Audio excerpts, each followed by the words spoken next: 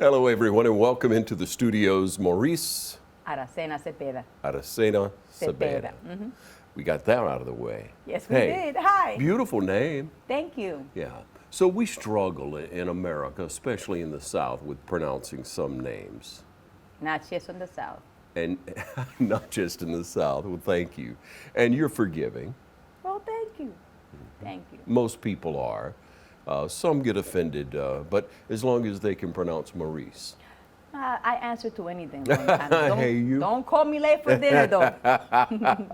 Not late for dinner. Mauricio is from the Dominican Republic, and we were searching out in the community, everyone, and wanted to look for people not of the United States, not born in the United States, or at least a generation off, and to be able to maybe get a take on people in our community right here in Dublin, but in the United States. And the United States has always been the melting pot of the world. Especially New York. Yeah. New York is a melting pot. You have people from all over the country, all over the world, and it don't matter what nationality you are, you just embrace. I mean, we're not, they say that New Yorkers are they're not very friendly, but sometimes when you're in need, they are. Yeah. And that's one of the main things. Yeah. Not very friendly in the fact that you don't just speak to everyone on the street in a major city. It just doesn't happen. Usually if someone is approaching you, you don't know them, they want something from you. And it's just like, ooh. Yeah, better to keep your eyes focused ahead and move on. But it's a beautiful city. Yeah. When I first came, I was 16, and that's where I reside for the last 20 years. So for the first 16 years, you lived in the Dominican Republic with your family. Let's Yes. talk about your family growing up. Well, we are a family of 8, 6 girls and 2 boys. Yeah. My father was a farmer, and growing up, I had to practically see him 3 or 4 times out of the year, because he moved to the United States in order to provide a better life for us. And when he came to visit us, it was for 1 month, 2 months, and then he had to come back to New York to work as a custodial. Yeah. And so impoverished country, Dominican. Yes, very. It's one of the 3rd poorest country. But because of my father moved to the United States, we were able to live a better life. We were able to have more commodities than other people did. When he came to U.S., he gave us a better life, better education, able to go to school, able to provide, a family of 7. And my stepsister also as well. So I always included family of 8, even though it was from his previous marriage. Now, let's talk about your parents' names. My mother's name is Andrea Arecena Cepeda. We always carry our, the maiden name. And my father's name is Francisco Arecena Delgado. All right. So you always carry the mother's name with your name, whether a male or female. Ah, what an honor. Yeah. We always have to honor the mother. All right, and so we could speak a little bit more about that now. Dominican Republic, the first in the Americas, found or discovered, if you will, by Christopher Columbus. Yes. Yeah. That's what they say. So we have that in common as first countries, Yeah, for first sure. country. And then I guess the first Catholic church. First Catholic, or first oldest in the Americas. oldest in America.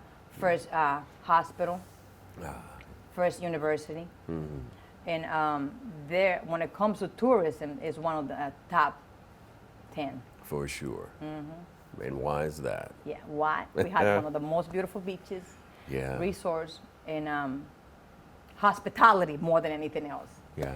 We embrace the people. We always have, put a smile, and we always try to make them comfortable. Yeah. It's great to have hospitality. Yes, it is. That's the number one thing. Southerners have known been known to Yeah. been And, hospitable. So when I moved to the South, I felt like I was at home a little bit. yeah, Not just because of the culture, but because of the food. We eat a lot of fried food, fried fish, fried chicken, fried pork chop. The only difference is the combination is rice, beans, salad, avocado, and fried plantains. okay. Yeah, the side dishes Yeah. are very different. Now the national dish is of La being- bandera, arroz, habichuela, carne, ensalada, y aguacate. So it's rice, beans, salad, and chicken or beef. Yeah, yeah. Most people don't have the ability to have that, depending on the region or the poverty. So what region did you grow up in? I grew up in a small little town, and it's called, well, where I was born is Sabana del Rio. Yeah. It's right close to Cotuí, which is La Provincia Sanchez Ramirez. And when I was born, I was born at home. And by being born at home, you don't get declared the same day that you were born. So I got 2 birthdays. I always felt it special. Yeah. And then after I think I was probably 8 months old, my father moved to La Cueva de Cevicos. La Cueva is a small little town. It's like East Dublin. You know, dirt roads, you know, one main road.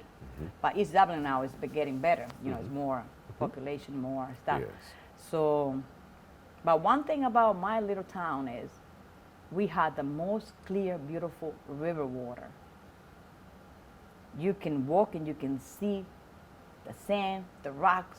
So when I came to the river over here, I was like, whoa. Not the river you knew. Not the river that I knew growing up.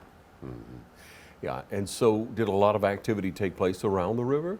Yes, especially on the weekends. Ah. We used to either bring our laundry, and we used to do the laundry by the river.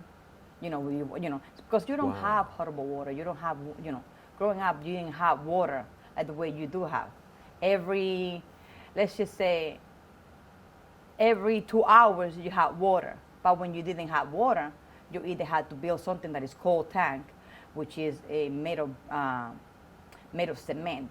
It's like a big building made of cement, and water will, when it rained, water would have come in there, potable Sure, water, sure. and you would have to either put a little bit of bleach or a little bit of thing just to make sure that the water was potable, that you were able to drink it. Yes. And once my father moved here, he was able to build the house more accommodable for us.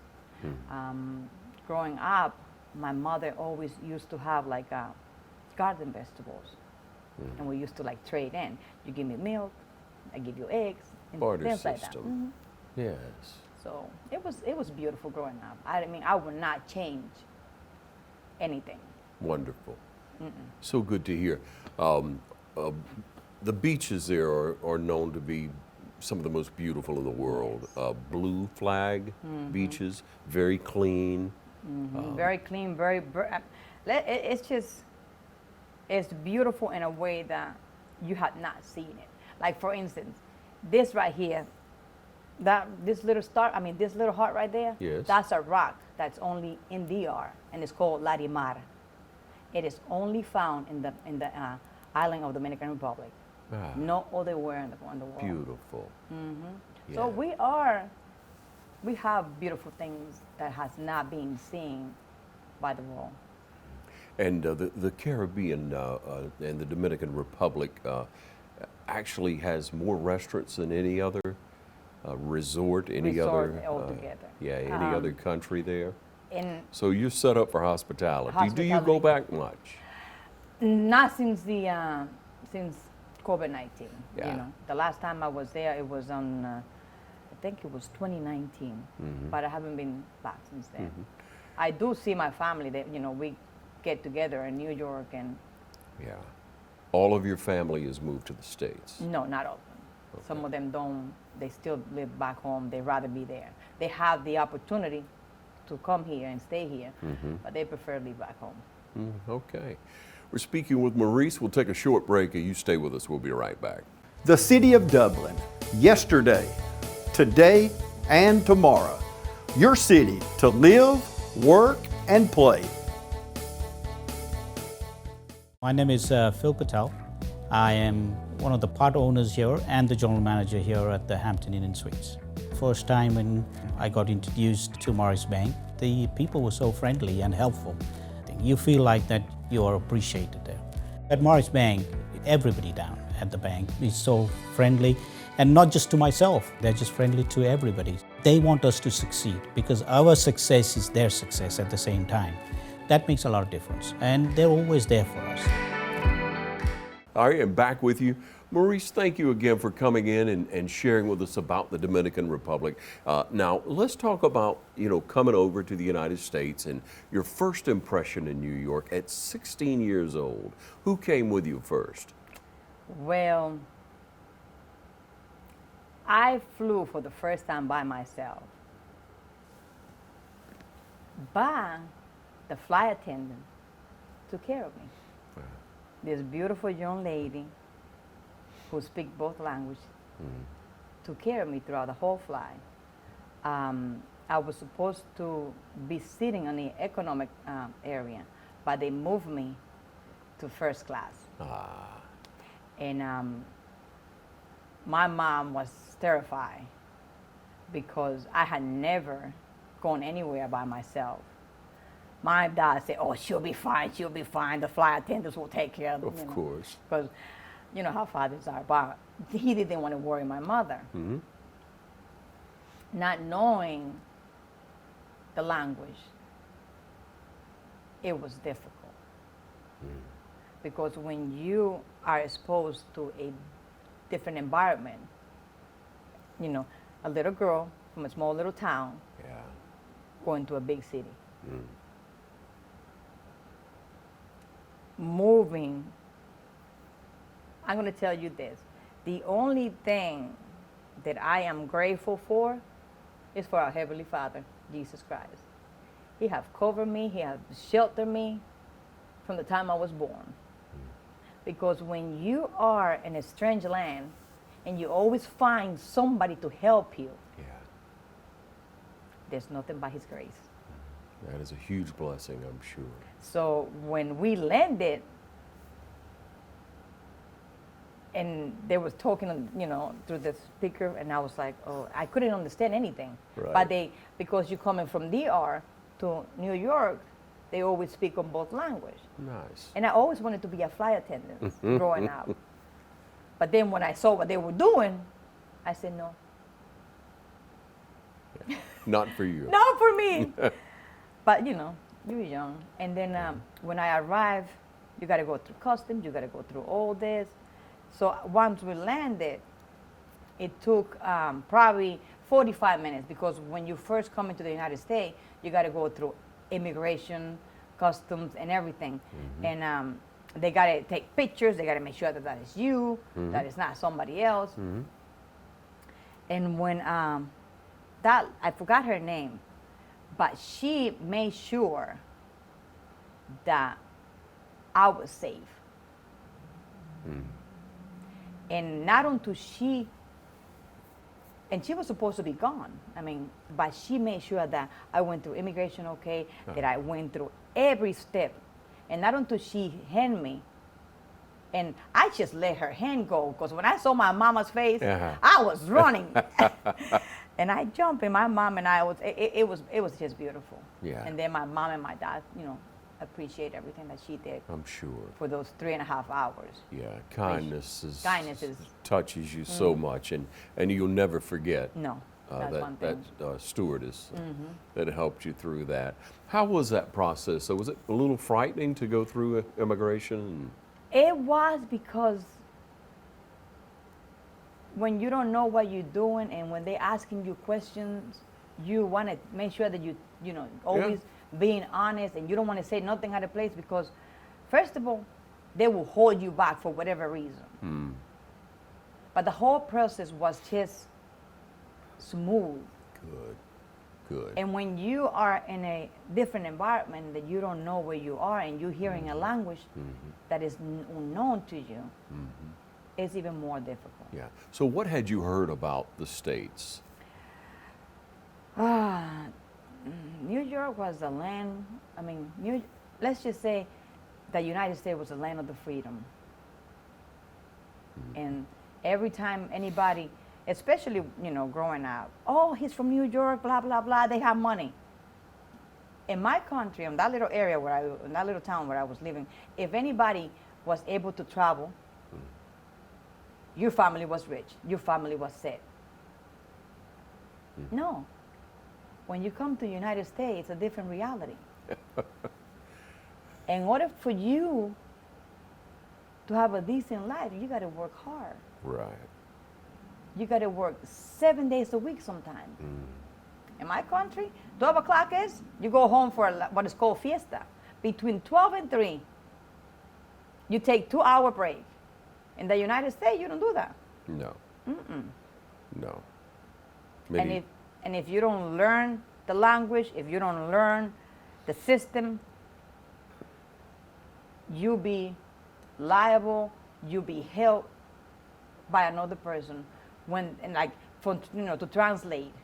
And my father, one thing I'm grateful about my father and my mother, they moved from the town where the whole family was to a town where there was no family in order for me to go to school and learn the language. My father said, you need to learn the language. So he made sure that I was not allowed to watch TV in Spanish. I was not allowed to listen to music in Spanish for the first 2 years. And I was upset. I said, Dad, I want to be with my cousins. I want to spend time with my family. My dad said, no. We'll spend time on the weekend, Monday through Friday, school, and there was nobody that speaks Spanish in that school. Oh. Nobody. Only one person they find for me, and she was from Puerto Rico, and she was like I was like shadowing her all the time. Yes. And then Miss Bonita and Miss Lanusi were my 2 favorite teachers because they embraced me.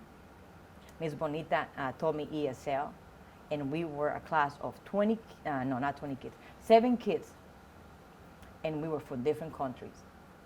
And nobody spoke any English, and nobody spoke Spanish. So in order for her to teach us, she went and bought a big mirror, and she used to put us online, and she said, watch my lips. And that was part of the process. I will eternally be grateful for those 2 ladies. They embraced me. If I ever needed any problem, they were always there. They were able to communicate with my mom and my dad. And if my father would have never done what he did for me, I don't think I would have been what I was. Yeah. And my father said, I am grateful that I don't have to ask anybody to translate for me. Because when you translate for people back home, it's different when you translate here in the South. People charge Yes. in the South. And I'm like, what? Yeah, I was like, no. Yeah. My father, every time that he needed to have to do anything, he needed a translator. And the translator, it was on their own time To help. to help. So imagine you get a letter from the IRS or you get a letter from work or whatever that needs to be taken care of ASAP. Yes. You're able to help me. You give me the letter. But I'll do it when I need and when I can, not when you need. So we have to be mindful for those people that are out there that don't know the language, Very good, Maurice. that need the help, because you don't know where you're going to be tomorrow. No. Very good. Help is help, whatever it comes from, whatever the need is. We all need help at some time. Very good statement. We're with Maurice. We're talking about coming from the Dominican Republic into America and what it's like to be free, what it's like to live in the United States of America. We'll take a short break. We're going to be right back. Summer's right around the corner, and you know what that means. It's vacation time. Here at Dublin Nissan, we can get you ready for vacation, whether it's a new Nissan or Chevrolet or just servicing your current vehicle. And guys, if you're looking for a new fishing truck, you can't go wrong with this all-new 22 Frontier. And if your needs are bigger, we got the trucks for you too. It's your choice. I know what mine is. Remember, Don sells Corvettes well. Hurry in to Dublin Chevy Nissan. Hi, I'm Dr. Dustin Gay. I'm a local orthopedic surgeon with Houston Clinic Orthopedics, and we'd really like to invite everybody to come out to our new office facility to take a look at it. It's a larger space with physical therapy, and we're just excited to have it, and we'd love for people to come out and visit us. Come by and see us today at our brand new location, the Houston Clinic, Medical Drive in Dublin. Back with you.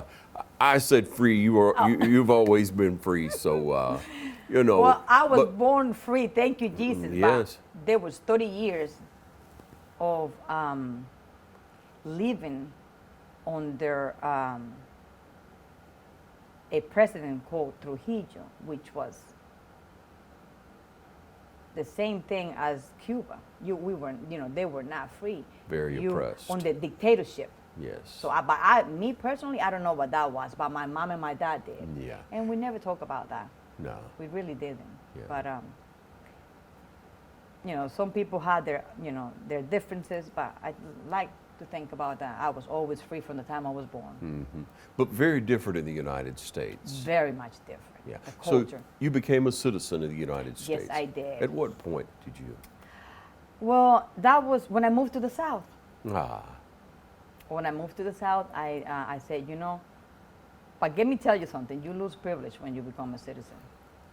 Tell me. Being an immigrant, you get more help, I might say. But once you become a USA citizen, you lose the privilege.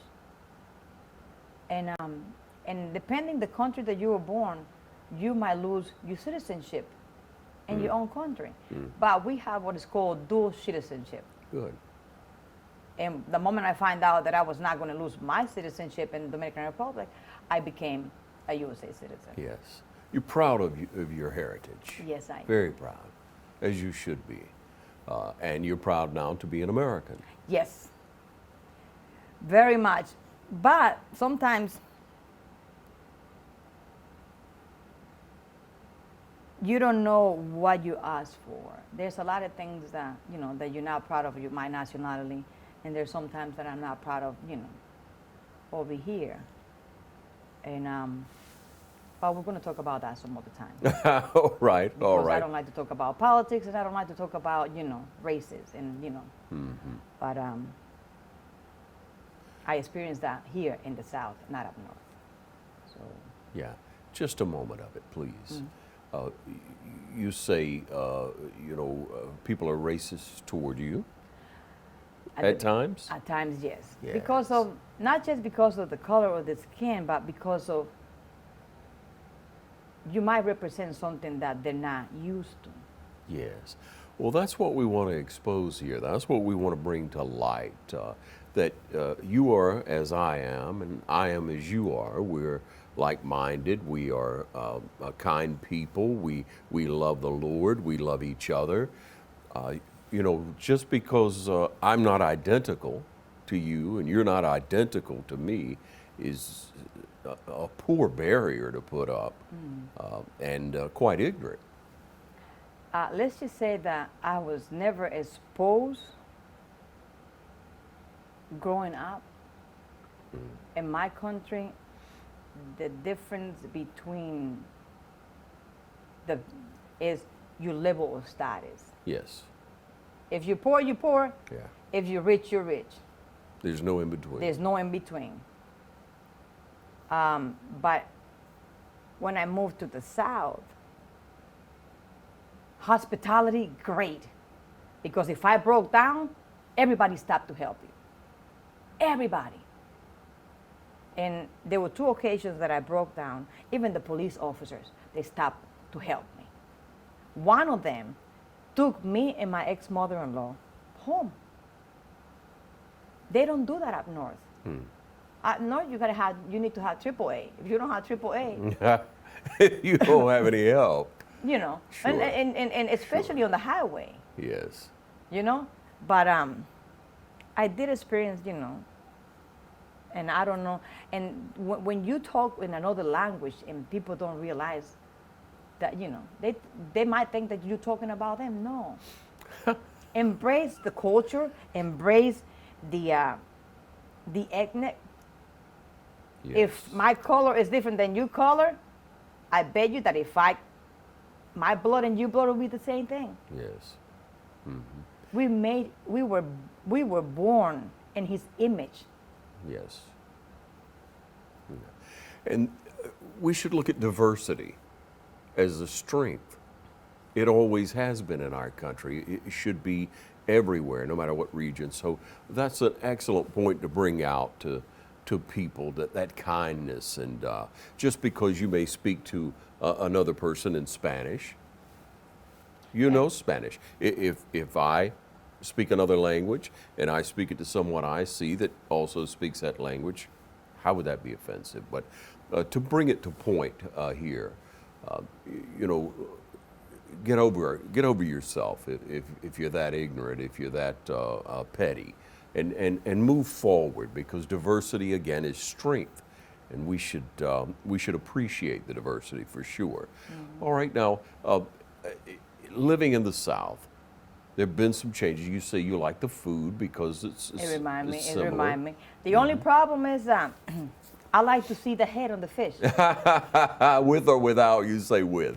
with.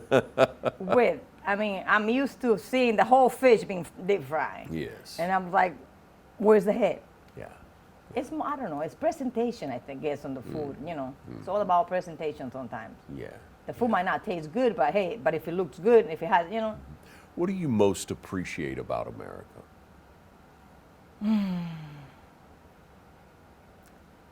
The land of opportunity.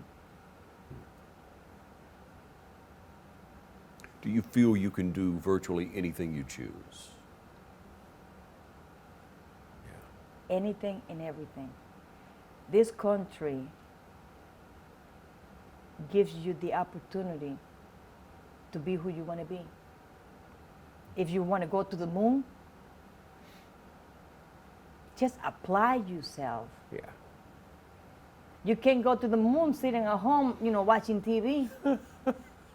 Right. Apply yourself. Apply yourself. Yeah. Where does that desire, that work come from? My father. Yeah. I'm going to tell you this. My dad never finished first grade.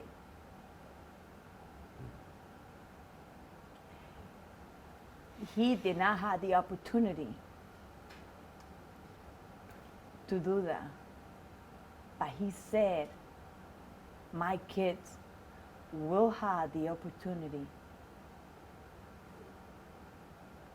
that I didn't. And it wasn't because my grandpa didn't. Back in the days, my father, I guess, he was a boxer. You know, he never backed up on a fight. So if you're looking, I'm gonna, you know. And one of the teachers says, he's old, you know, he comes and he's fighting. So my grandpa said, I'm not sending you to school to fight. So if you don't want to go to school, you're gonna go to, you know, to the field and work with me. Yes. So, but he learned how to write, he learned how to count. Best mathematic that you can, you know, you would tell him, Dad, how can you, you know, and I said, Dad, how can you know that? You know, so even though he didn't have the opportunity, he was smart with numbers. So imagine if he did. Yeah. So for that, I'm grateful. I'm grateful that my father was able to come to this country to give us the opportunity, the ability because without that, there's no telling where would I be right now. Yeah, yeah. Land of opportunity. Land of opportunity. Many people born, raised in the United States overlook that opportunity, take it for granted, are entitled.